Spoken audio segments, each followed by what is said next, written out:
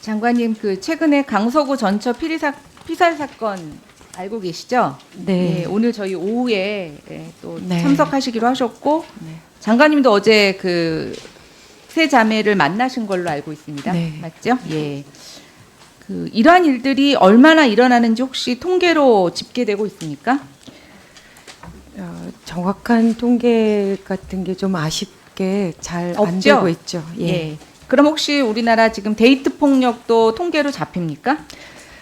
데이트 폭력이라는 정의를 규명하기 쉽지 않아서 그것 또한 어쨌든 예. 저희 그 연인이나 예. 가까운 이런 뭐 외국에서는 가까운 파트너라고 얘기를 하고 있는데 이런 사람들에 대한 폭력 통계 없죠. 네. 그럼 부부 폭력 통계는 있습니까? 부부 폭력이요? 네.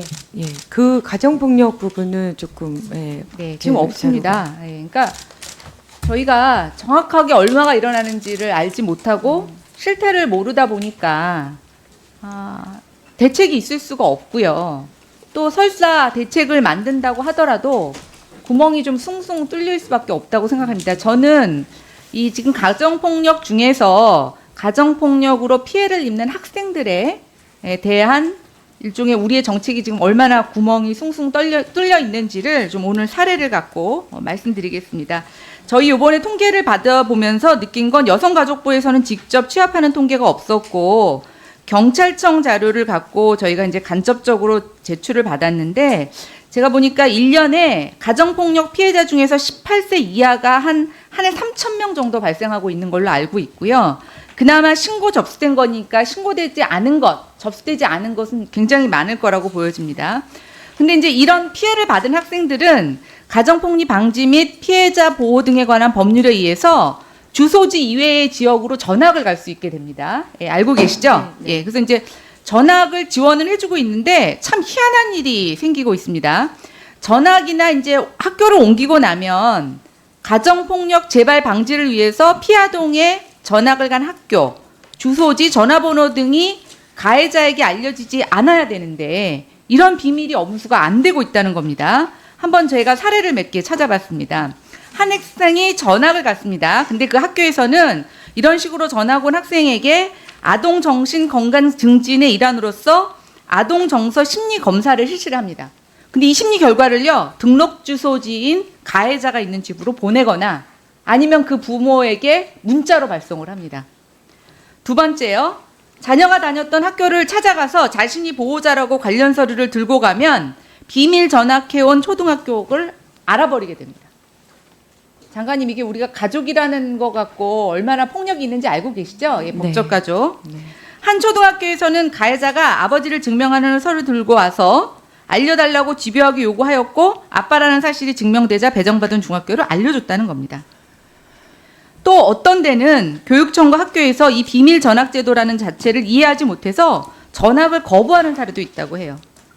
더 재밌는 건 교육 시스템인 나이스에서는 이 가해자인 부모의 여부가 판단이 안 되면서 그냥 그 등록돼 있는 대로 아까 제가 첫 번째 말씀드린 SNS가 발송이 되고 있습니다. 제가 이걸 여가부 담당자한테 가서 저희 의원실에서 물었더니 뭐라고 답변하셨냐면 학교가 피해 아동에 대한 인식이 부족하다.